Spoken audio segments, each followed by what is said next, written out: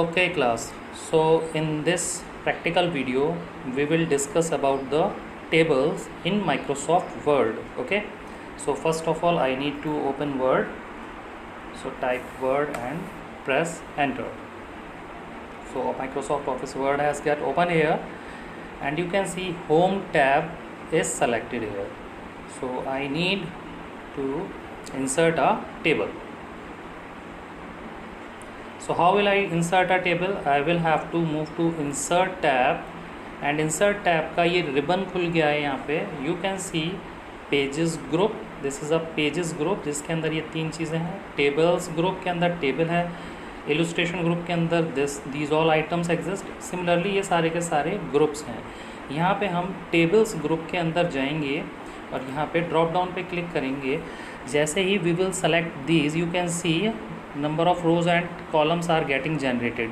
जो मेरे कॉलम और सेल इसमें सेलेक्ट हो रहे हैं, तो यहाँ से आप देख सकते हैं 8/10 की टेबल जनरेट हो रही है जहाँ पे 8 रोज़ हैं एंड 10 कॉलम्स हैं. Okay, so if you will count it there will be 8 columns and 10 rows. Okay, लेकिन अगर मुझे इससे ज़्यादा करनी है, अगर मैंने यहाँ तक का ये सेलेक्ट करके ओके कर दिया तो दिस टेबल गेट इंसर्टेड. लेकिन अगर मुझे 8 रोज़ से ज़्यादा रोज़ करनी है तो what will I do that. ठीक है, तब मैं उस केस में यहाँ पे क्या करूँगा. For that I need to first remove it and then come back to the insert tab. Insert tab के अंदर आके आपको क्या करना होगा, you need to come to insert table. आप इंसर्ट टेबल पे आएंगे. जितनी आपको कॉलम्स चाहिए you need to write number of columns. Number of rows आपको जितनी चाहिए just write number of rows and click on okay. तो आपकी 5 रोज़ और 5 कॉलम्स जनरेट हो गए हैं. So we can see a table is a collection of rows and columns. ये हमारी पूरी की पूरी एक रो है and this one is a column. तो इस तरीके से हमारे पास कितने कॉलम हैं टोटल मिला के 1 2 3 4 5 कॉलम है. और रोज़ की बात करें तो 1 2 3 4 5 टोटल 5 रोज़ हैं. ऑलराइट, जैसे ही हम इंसर्ट करते हैं टेबल को, automatically we move to the design tab. हम डिज़ाइन टैब पे मूव कर जाते हैं. डिज़ाइन टैब के अंदर हम यहाँ से टेबल का कोई भी स्टाइल जो हमें पसंद है हम सेलेक्ट कर सकते हैं. और अगर मुझे ये पसंद आ रहा है, मैंने इस पर क्लिक करा और मेरा टेबल का डिज़ाइन चेंज हो गया है. क्लियर है. तो आप टेबल स्टाइल से अपने हिसाब से टेबल का डिज़ाइन सेलेक्ट कर सकते हो जो भी आपको पसंद हो. So you can choose according to your choice. फ़िलहाल हम नॉर्मल ही रखते हैं, जैसे चल रही है वैसे ही ठीक है. अब इसके बाद नेक्स्ट टॉपिक जो हम डिस्कस करेंगे दैट इज़ हमें इंसर्ट करना है रोज़ एंड कॉलम. सपोज़ यहाँ पे मेरे पास एक 1 2 3 4 5 रोज़ हैं. मेरे को एक रो ऐड करनी है बिटवीन 4 एंड 5. 4 और 5 के बीच में एक रो इंसर्ट करनी है. So how will I add और इंसर्ट अ रो. कैसे करूँगा मैं एक रो को इंसर्ट. उसके लिए मुझे क्या करना पड़ेगा, I need to go to layout tab. Layout tab पे जैसे ही क्लिक करूँगा तो आप इस रिबन में देख सकते हैं इंसर्ट एबव. यहाँ पर रोज़ एंड कॉलम्स ग्रुप के अंदर you will find out insert above. और जैसे ही आप इस पर माउस लेके आएंगे you can see it is written insert row above. It will insert a row above. ये रो बनी हुई है तो यहाँ से साफ पता लग रहा है कि रो इंसर्ट होगी. सिमिलरली यहाँ भी एक रो बनी हुई है तो इंसर्ट बिलो, ये बिलो इंसर्ट करेगा जो लिखा है. यहाँ पे कॉलम है तो ये इंसर्ट लेफ़्ट करेगा, यहाँ पर इंसर्ट राइट करेगा कॉलम को. कैसे करेंगे अब देखते हैं. 4 और 5 के बीच में I want to insert 1 row. So I will keep my cursor on row number 4 ताकि मैं 4 के नीचे एक नई रो जनरेट कर सकूँ. ठीक है, तो इंसर्ट ब्लो मैं सेलेक्ट करूँगा यहाँ से इंसर्ट ब्लो, तो ये एक रो को जनरेट कर देगा. ठीक है, तो 4 और 5 के बीच में एक नई रो मैंने जनरेट कर दी है. क्लियर है. अगर मुझे 3 और 4, अगर मुझे 4 के ऊपर एक रो जनरेट इंसर्ट करनी है, how will I do that. Insert above. ठीक है, क्लिक कर दो तो 3 और 4 के बीच में एक रो जनरेट हो गई है. अब अगर सपोज़ यहाँ पे मेरा 2 लिखा है, इधर 3 है, इधर 4 है एंड इधर 5. सो नाउ आई वांट 1 और 2 के बीच में एक कॉलम इंसर्ट हो जाए। इस 1 और इस 2 के बीच में I want to insert 1 column. Column हमारे होते हैं ये पूरे के पूरे कॉलम्स होते हैं, तो पूरा एक कॉलम मैं यहाँ पे ऐड करना चाह रहा हूँ 2 के लेफ़्ट में। ठीक है, तो कैसे करूँगा, सेलेक्ट कर लीजिए जहाँ से लेफ़्ट में करना है आपको। तो 2 मैंने सेलेक्ट किया and I will click on this button insert left. तो it is saying insert column to the left. तो ये लेफ़्ट में इंसर्ट हो गया है मेरा कॉलम। क्लियर है। इन द सेम वे अगर मेरे को 2 के राइट में इंसर्ट करना है कॉलम, तो I can click this button insert right and एक कॉलम यहाँ पे इंसर्ट हो गया है मेरा। क्लियर है। यहाँ तक किसी को कोई प्रॉब्लम नहीं होनी चाहिए इंसर्ट करने के लिए। ठीक,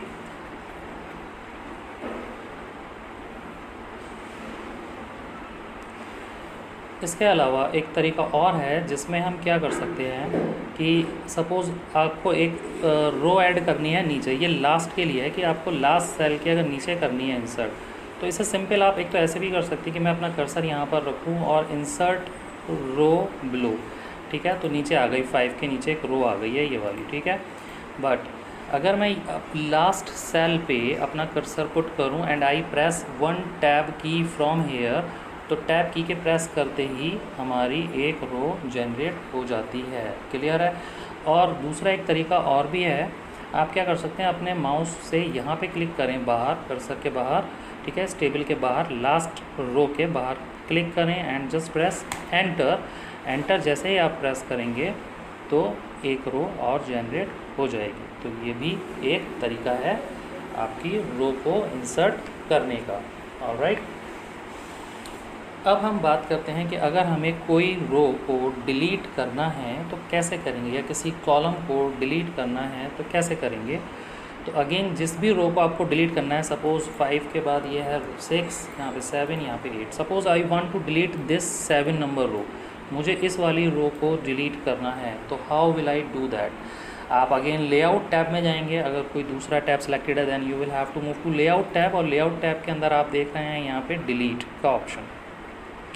you need to click over here. अब ये आपको ऑप्शन देगा आपको सेल डिलीट करना है, कॉलम डिलीट करना है, रो डिलीट करना है या टेबल डिलीट करनी है।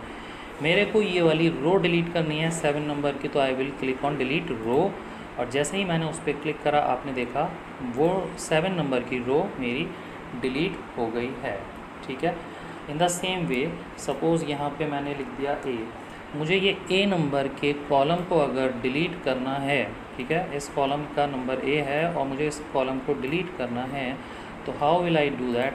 क्लिक कर लीजिए यहाँ पे, जिस भी कॉलम को डिलीट करना है उसके किसी भी सेल को आप क्लिक करके सेलेक्ट कर लीजिए and then come to the layout tab and inside that click over here, और यहाँ पर डिलीट कॉलम्स पे क्लिक कर दीजिए एंड यू विल फाउंड कि वो कॉलम यहाँ से चला गया है। ओके, तो वो डिलीट हो गया है। आफ्टर दिस अब हम बात करेंगे एक और फीचर की which is known as merging cells. Merging cells कैसे करते हैं मर्ज सेल को। मर्जिंग सेल्स का मतलब क्या है कि एक सेल ये है, this one is a cell and this one is a cell, ये एक दूसरा सेल है। तो मैं चाहता हूँ ये 3rd और 4th के दोनों सेल मिलके एक सेल बन जाए। ठीक है, अभी ये दोनों अलग अलग है, मैं दोनों में अलग अलग डेटा टाइप कर सकता हूँ। फॉर एग्ज़ाम्पल टेस्टिंग, और टैब प्रेस करा, नेक्स्ट पे आ गया हिट। ठीक, तो आप देख रहे हो मैंने अलग अलग टाइप करा है, तो ये 2 सेल अलग अलग है, मैं चाहता हूँ ये पूरा एक सेल बन जाए। ठीक है, how will I do that, उसको कैसे करेंगे। आप वो जो 2 सेल्स हैं उन दोनों को सेलेक्ट कीजिए अपने माउस की हेल्प से and then just come to the merge group के अंदर आप आएंगे, लेआउट टैब के अंदर मर्ज ग्रुप के अंदर merge cells, it will merge the selected cells. Okay, तो आप जस्ट क्लिक कर दीजिए मर्ज सेल्स पे और आप देख सकते हैं हमारा सेल्स मर्ज हो गए हैं।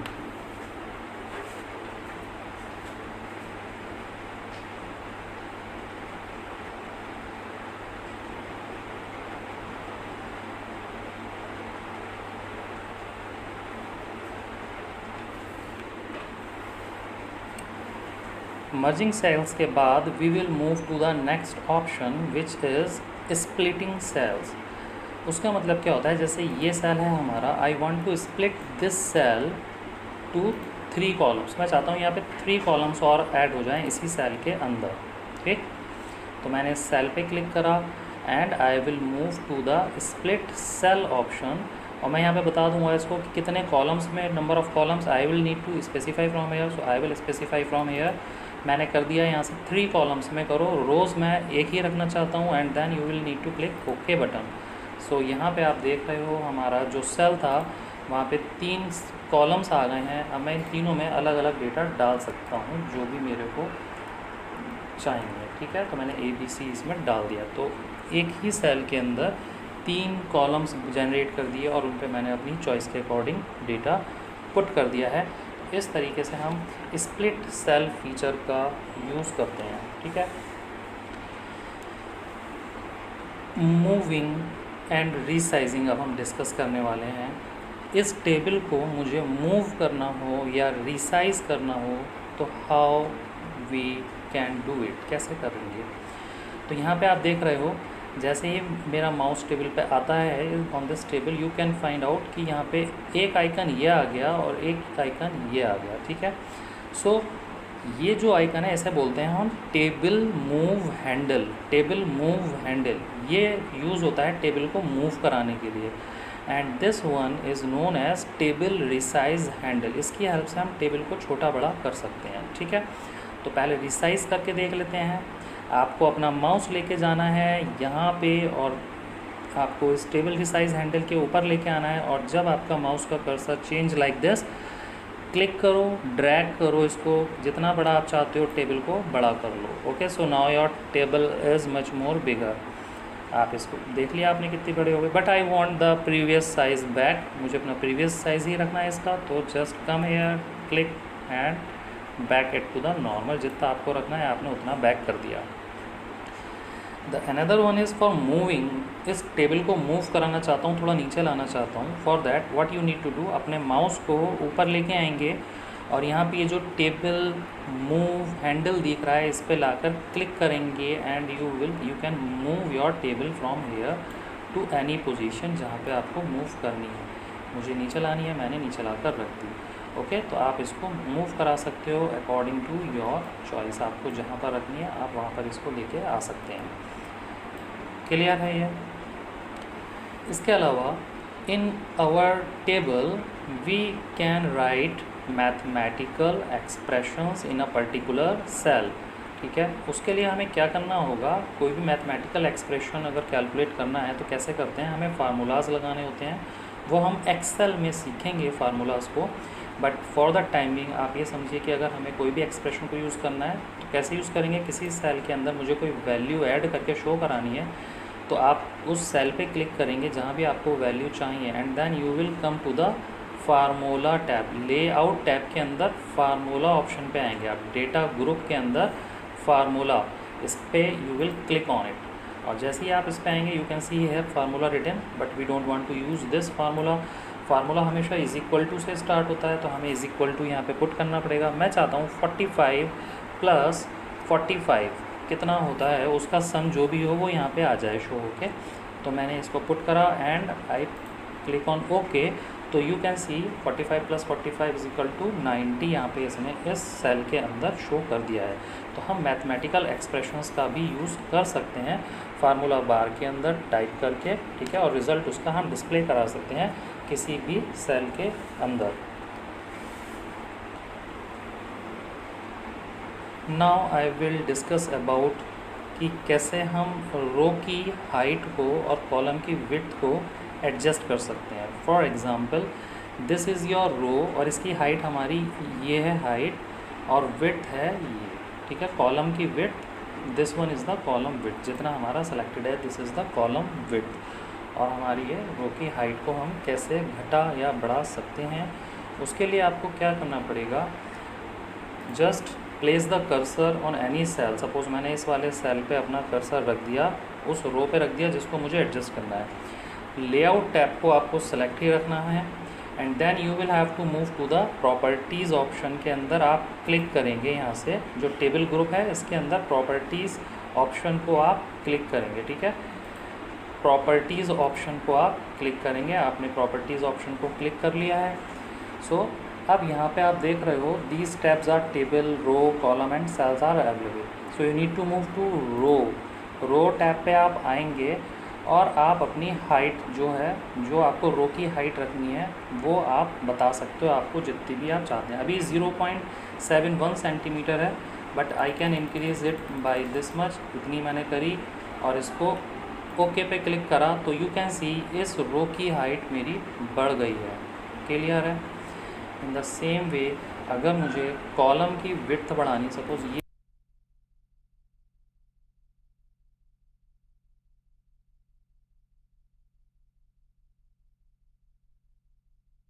ये कॉलम के अंदर जाएंगे, ठीक है।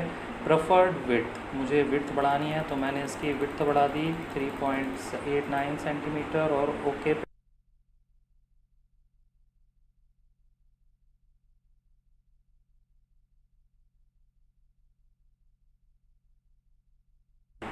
इसके बाद अब हम बात करते हैं बॉर्डर एंड शेडिंग की।